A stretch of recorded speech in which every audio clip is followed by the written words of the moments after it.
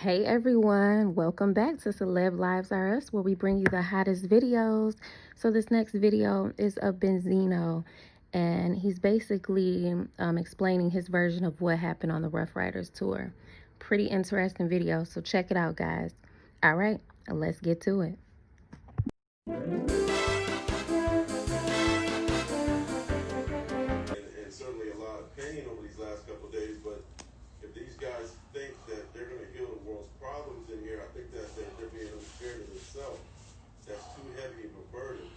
Even if little by little that's changed the world, that's what's good. But if they want to take the weight of the world, So, good morning, everybody. I need y'all to tape this conversation because we about to talk about a few things right now.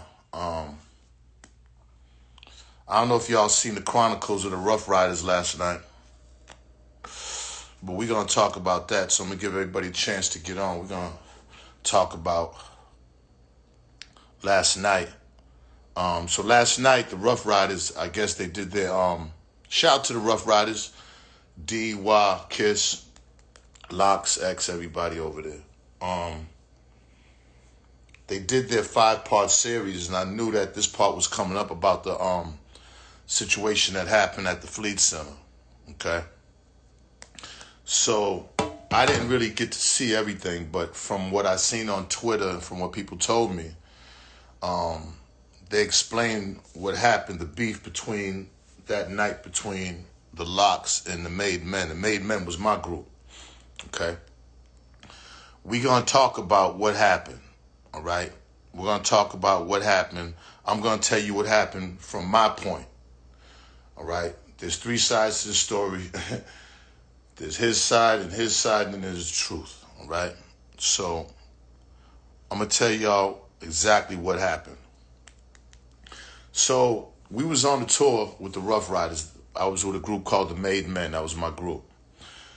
The tour was the Ruff Ryders, Cash Money, Made Men, and sometimes it was even 50 Cents. 50 Cents was opening up for us at the beginning of the tour. Imagine that, right? That's when we first came out. All right? So the tour was going dope. This was our first big tour. At that time, the tour bus, I paid for our own tour bus. I paid for our tour bus. You know, we had an album coming out, but most of the tour was paid by me out of my pocket. You know, I was getting money with Source Magazine, and, you know, I had the money to do that. All right? So we're on tour. We would be opening up for Cash Money, then Ruff Ryders would come on. The tour was going dope, but the way it went was there was a promotional bus. Def Jam had a promotion bus, and the promotion bus would go to the city before we get there, before the buses get there. Like, everybody had their own bus. Ruff Ryders had a bus, Cash Money had a bus, and we had a bus. All right, this is when Cash Money first started out. I think this was like their first big tour, and I'm sure Ruff Ryders probably already toured, but this was a big tour for them too. All right, we did a bunch of the cities. Everything was going good. You know, the groups really didn't know each other too well, so we would see each other downstairs, like in the you know, like when you're on tour and you have your dressing rooms, and these venues downstairs would kind of be small in all the venues. There would be little hallways with rooms, so everybody would have their dressing room leading up to the stadium. Okay. I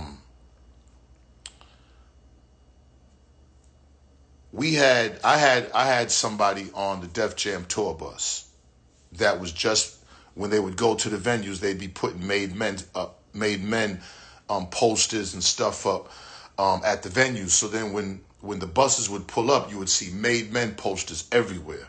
I mean, I had shit lit. You know what I'm saying?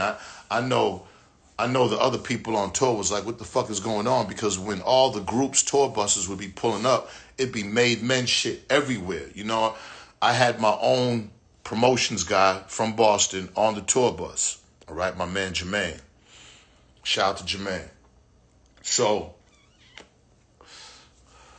we would be pulling up to the venues and everybody would be seeing Made Men shit more than anybody's shit, okay? I don't think it was something where people was probably mad or jealous or I don't know, you know. I just know that we was promoting the shit out of our album, and we had posters everywhere. I remember, okay, I think we had did Baltimore, if I'm not mistaken, or Virginia, all right? And I remember we was about to go to Boston, so there was a stop before Boston, Ohio. We had skipped the Ohio show because we were so excited about performing at the Fleet Center in Boston that we just took our tour bus and went straight to Boston. The tour kept going to Ohio. It had to go to Ohio before it came to Boston. We had 2 shows, okay? We had 2 shows at the Fleet Center, and this was really big for us. This was a big situation for us, all right? Now, I remember when we had went to Boston, I had got a hotel. I didn't even, you know, at the time I wasn't even living in Boston, so I got a hotel downtown. Everybody was excited. Of course, everybody's family. We deep as fuck. We at the Fleet Center. I mean, this was huge for us. I want to remember, you know, mind y'all that the whole time we on tour, in order, let me give y'all a little history. You know, we was deep and we was street niggas. Every venue that we would go to, we would carry the guns and my man and our DJ's turntable cases, because all the venues would have the security from the tour, and then in each individual city there would be police. We'd have to go through these metal detectors. We brought our guns through the DJ equipment, inside of Jeff's DJ equipment, for the whole tour. But we never had any problems with anybody. But of course, you know, you got to be on point for anything. So we would put our guns in Jeff's DJ equipment. They would go through all the tour security, and we were strapped every city, every venue. Okay, want to get that straight. And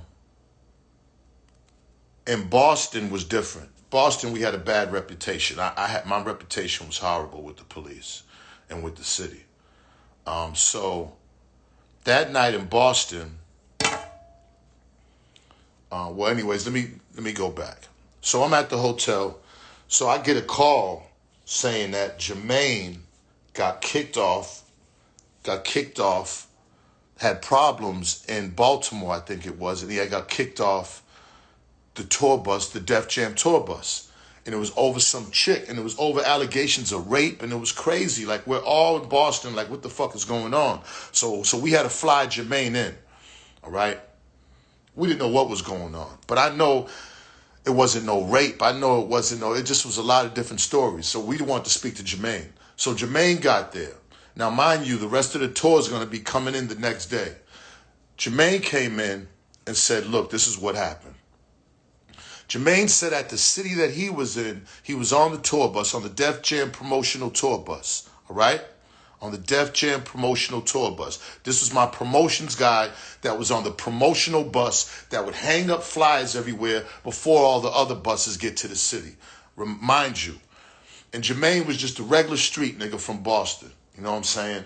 Ain't no sucker, ain't never did no sucker shit, none of that. Okay, so now, when Jermaine gets there, this was his version of the story. He said when he was in the city, there was this chick running around saying, where the fuck is X at? Where the fuck is X at? Because the story we got was that Jermaine raped DMX's cousin or some crazy shit. I knew that was bullshit. So when we flew Jermaine in, this was Jermaine's story. He said they was on the bus, on the Def Jam bus, and this chick had DMX's hotel key or some room key or some shit happened, all right? And she's like, where's this nigga at, whatever. Jermaine ends up getting the chick on the bus, ends up having sex with the chick. While he's having sex with the chick, another representative from the Def Jam street team that was putting up all the other street stuff had came up and seen the chick with Jermaine. He's like, yo, that's X's girl, whatever, some chick X. They ended up fighting. Jermaine and the street team nigga ended up fighting. They kicked Jermaine off. So now Jermaine is in Boston, right? Okay, now we're going to speed up to the night of the show, all right? Now, mind you, again, this is Jermaine's story. I don't know what the fuck happened. Why would he lie about? I know one, again, the first story was that DMX's cousin got raped. And the second story is Jermaine saying how is this chick who had X's hotel key and was like, yeah, this nigga left me. And Jermaine ended up beating it down, well, having sex with her on the bus, got caught, and was fighting the nigga on the bus. So stay with me, okay? All right. Now, the night of the Fleet Center shows, we're at my hotel, which isn't too far from the venue. Now, we in Boston. So we strapped up for anything. We deep as fuck. If there was going to be a beef with us, it shouldn't have been in Boston because we was ready for anything. This was the problem. When we got searched this time going in Boston, it was the Boston police, the gang task force, the federal task force. They're all at the venue. This time we couldn't bring no guns in the venue. We couldn't bring no knives. We couldn't bring shit because we was getting extra searched in Boston. All the other cities, we probably did 8-9 cities before Boston, we got extra searched. The tour's winding down. I mean, we got searched. Jeff's DJ stuff got searched, everything. So we couldn't bring shit in there, all right? So we at the venue. Now, usually we have rules to where all the other cities, once we finish performing, we don't stay around the venues. We all get together, we go to the hotel, and that's it. Nobody's sitting around watching the shows. There was one, I ended up watching one Cash Money show, which was dope. We got to see the helicopter and everything. That was dope. But we never got to see the Ruff Ryders until Boston. So we killed that show in Boston. I brought my son on stage. Ray Ray was about 7 years old. We killed it. We did this video called Holla Boston while we was there, different cities. And if you go on YouTube and go and put in Made Men Holla Boston, you'll see basically how lit it was at that show. That show was lit. We killed that show. We was proud of ourselves. Our families was proud. Everybody was proud. We felt like we finally made it. All the bullshit we done went through, we finally made it. Now, this is where shit got crazy. We was about 30, 40, 50 deep with all the group and then the group, the friends or whatever, all our niggas. So this time we decided to chill and watch the Ruff Ryders, the whole show. So after our performance, we sitting on the side of the stage, deep as fuck, 30, 40, 50, 60 niggas deep, all right? I'm there, and I just remember that Queen Pen at the time, all right, because I had a song with Queen Pen, and she was on some of the shows with us, and she would come on stage with us. Queen Pen came upstairs crying, and I was like, "Yo, what's the matter?" And Queen Pen, she's street, you know what I'm saying? She ain't no, So for her to be upset like that and crying, I was like, "What the fuck is going on?" She's like, "Yo, they downstairs. X is showing the top of where's this nigga Jermaine?" She has some picture. Where's this nigga Ray Dog at?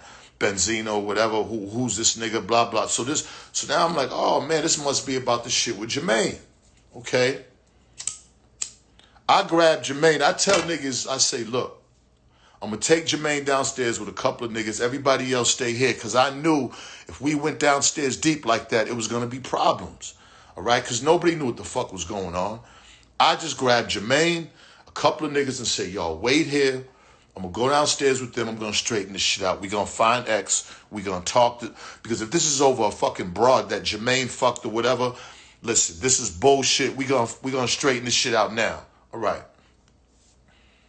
Because I don't know where the fuck they got me and X fought over, bro. Like, or I was fighting over a bitch that X That shit was a lie and bullshit on my mother's soul, okay? So now, back to the story.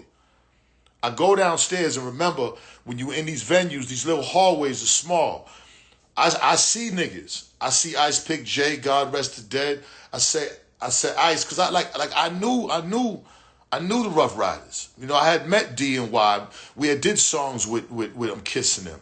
I really never interacted with X before, but when it came to the Locks and D and Y, we already knew each other. Okay, we did business with them. Everything was good. I'm in the hallway with Jermaine and I think 2 other guys. It might have been Jinx and somebody else. And and my brother Pork. It was my brother Porky.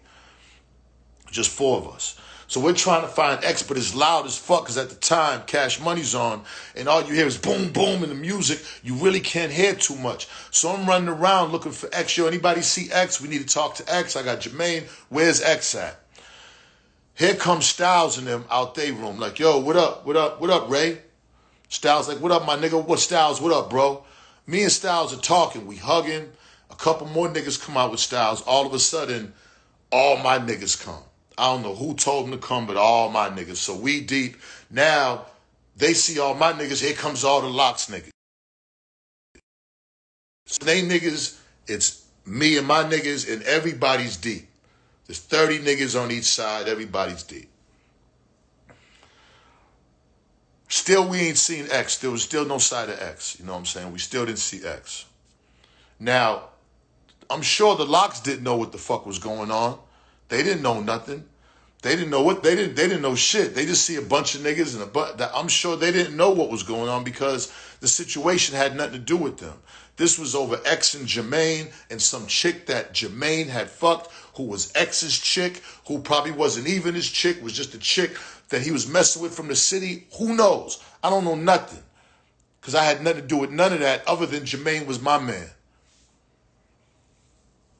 Now, all I remember is Styles saying to me, yo, ain't no beef over here. Ray's my man. Styles said that. I remember that. And it's true. We was cool. The Locks and us was cool.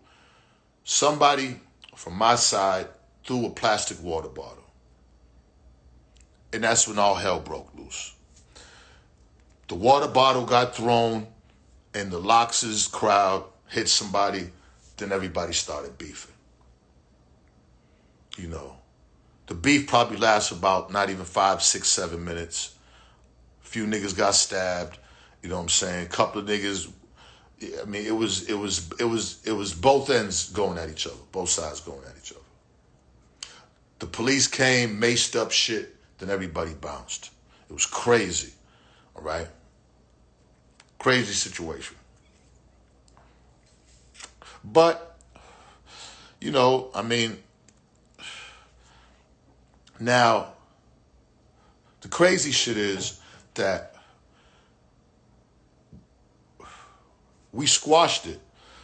Myself, my man Hawk and Dave Mays met with D, Kiss, and I think Y, maybe somebody else, at this restaurant in New York, and we told the exact story of what happened. That's exactly was the story that was told. So I don't know how that story got mixed up, but that's what I told them what happened. It had nothing to do with the Locks. It had nothing to do with me. It had nothing to do per se with the groups. This had something to do with my promotional guy that was on a bus. Some bitch was talking about, some female was talking about X. Jermaine ended up smashing the chick on the bus. The promotion niggas seen Jermaine. Him and Jermaine knuckled up because the promotion niggas saying that's DMX's girl, and him and Jermaine knuckle up. Jermaine ends up whooping on him. They kicked Jermaine off of the promotion bus. We had to fly him in. All right. So what I found out from kissing him was when they got down to the police station, the first thing the police was saying, how come y'all didn't get Benzino, Ray Dog? How come y'all didn't get Ray? How come y'all didn't kill Ray? How come? Kissing him told me that. He was like, man, I don't know what. Kiss said, this was at the dinner where we were squashing everything. He said, I don't know what happened. I don't know what, but man, I don't know what went on with you in Boston, but they asked all of us, how come we didn't get you? And, I wasn't surprised at that because, you know what I'm saying, the Boston police have been on me for years. I'm talking since the 80s. Fuck them. And fuck what they told the Locks about they should have got me and all that. Fuck them, because as you can see right now, this is what we going through now with these racist motherfucking cops. All right, we're going to speed up now. So we squash it, everything cool, boom. All right. X still hasn't, there still hasn't been no word from X about all this. Still. This went on for a while without X even mentioning anything. And after we squashed it with the Locks, that was it. It was done. I forgot how long later on I meets DMX.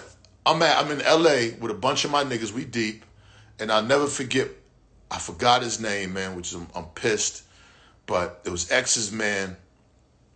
He from Baltimore. I remember he was in the black Escalade, and I'm at the hotel. I forgot the name of the hotel. It's the hotel everybody, not the La Park it was some type of hotel that everybody went to in LA. Long story short, short story long. He was like, yo, X want to holler at you. He's like, but only you can come. You can't bring the rest of your niggas or whatever. He was by himself. He said, I'm going to take you to the house where X is at. All right. I said, all right, no problem. I told niggas everything good. I got in the car by myself. And I just remember we going up through the hills and, you know what I'm saying, the Hollywood Hills, not the Hollywood Hills, the Beverly Hills. I think I was staying at the Beverly Hills Hotel, but my guys were staying at the hotel where I got picked up at. Or some of them was anyways. So now, I remember we pull up to this house. It's just me. And I remember we go in the house and I see two little pit bulls. So I'm like, yeah, we in the right house. Two little pit bull puppies. Beautiful dogs, man. Beautiful dogs. I remember it was Uncle Ray there. Uncle Ray's ex's uncle, or something to do with the Ruff Ryders. I think it was ex's uncle. Uncle Ray was there. A couple of, I think it might have been Ice Pick there. I just remember it was just a couple of people there. So we go in, plus the driver, who ended up getting real cool. I just forgot his name and shit. So that's my bad. So I'm waiting for X to come down, you know what I'm saying? So we come down, X comes down and shit. What's up? Yeah. So, what's up, bro? Say, you play pool? You want to play pool? So I was like, all right. So we start playing pool and shit. Play about 6-7 games of pool. We don't mention nothing about nothing. There's still no mention about nothing. I'm by myself in this house. Nothing. We playing pool. Everything good. Offer me, some food, some drink. Everything cool. After the pool games, he's like, yo, come on down, come on. So we go downstairs to like his garage area, and he takes the cover off that old car that had Aaliyah. It was like a car that he had got done up. It was an older car, but the shit was dope. It had the painting of Aaliyah on the front hood. I was like, oh man, this is dope, yo. He was like, yeah, this is my baby. And you know what I'm saying? We talking about cars and she's like, come on, you want to go for a ride? Now, this is at night. You know what I'm saying? I said, all right, fuck it. So he gets everybody together. We ride him. So he got 2 or 3 people following him. I'm in the whip with him. We driving. He starts flying. We on Wilshire, flying. I mean, you know, he you know, I don't know if he's trying to scare me because I drive fast as fuck too. Everybody will tell you I'm the crazy driver too. So, you know, I'm just like, okay, this is dope. Let's go. Go faster. Shit. So we ended up getting pulled over and shit. We ended up getting pulled over by the police. They noticed it was X. It wasn't too much. They let us go. We ended up going to Sunset Strip to this bar that's a famous bar up there, like kind of like a bar. It's like a bar really for white people, but it's a huge, huge place on Sunset. And it has this mechanical bull thing. So pool tables are there. We playing more pool and shit. We drinking. You know, I don't drink too much, so I had a couple of sips of something and maybe some ginger. I really don't get drunk like that. I get too emotional when I'm drunk. So anyways, he said, you want to get on the bull? I'm like, nah. Come on, get on the bull.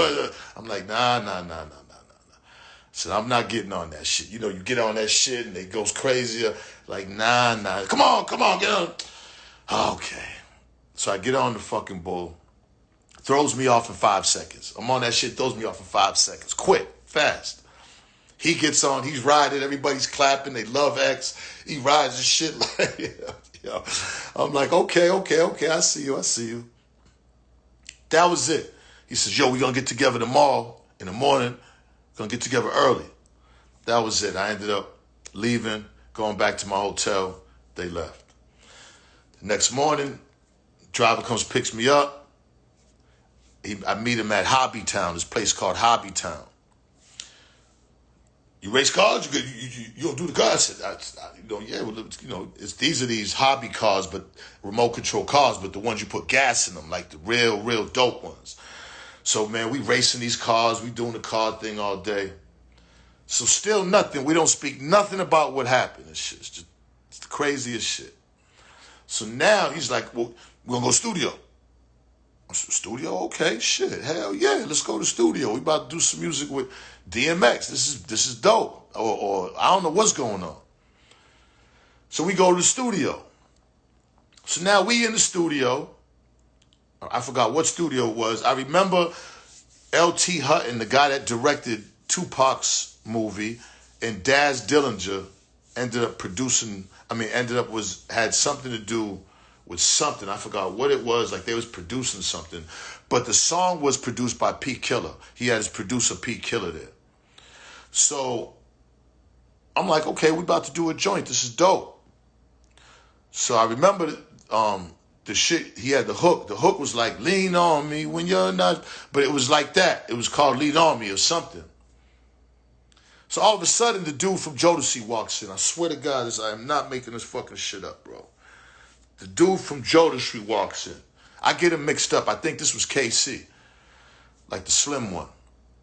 Or I think that's KC or that's JoJo. Whatever the slim one was, that's who walked in.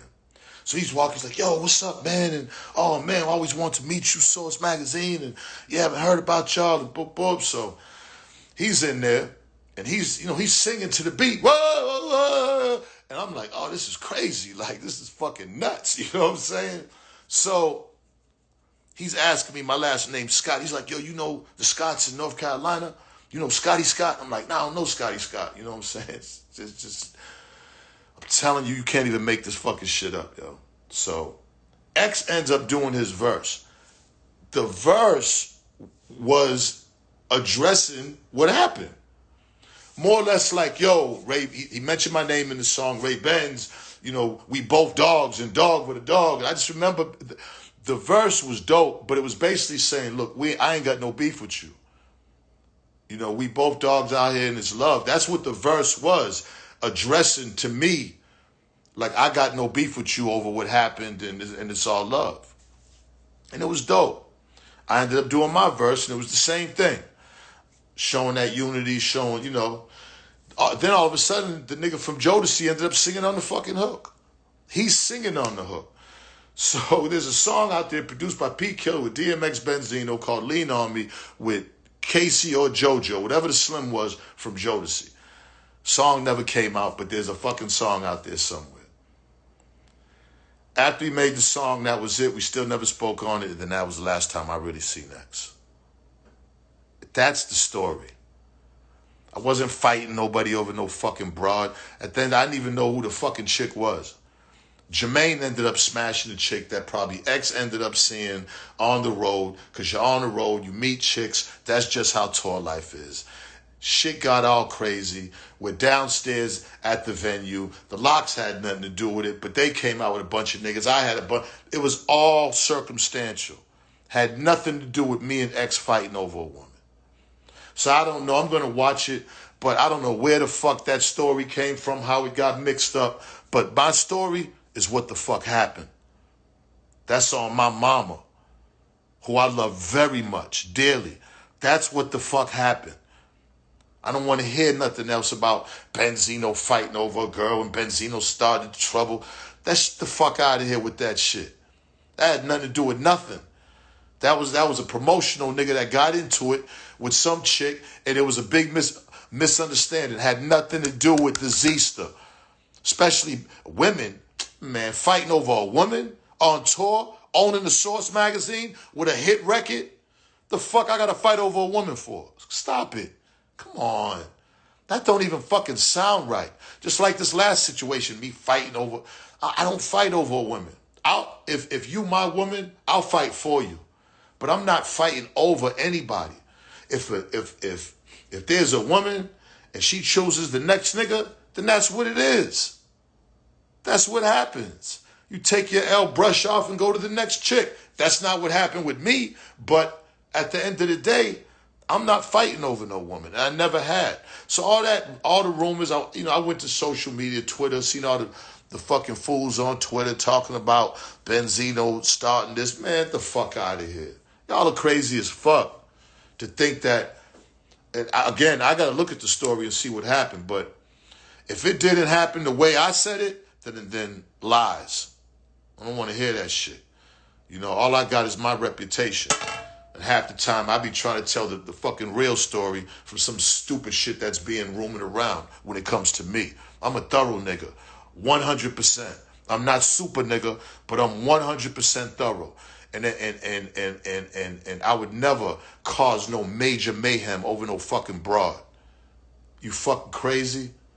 So I hope one of y'all tape this so y'all can pass it off to the blogs, because this is the true story of what happened between the Ruff Ryders and Made Men.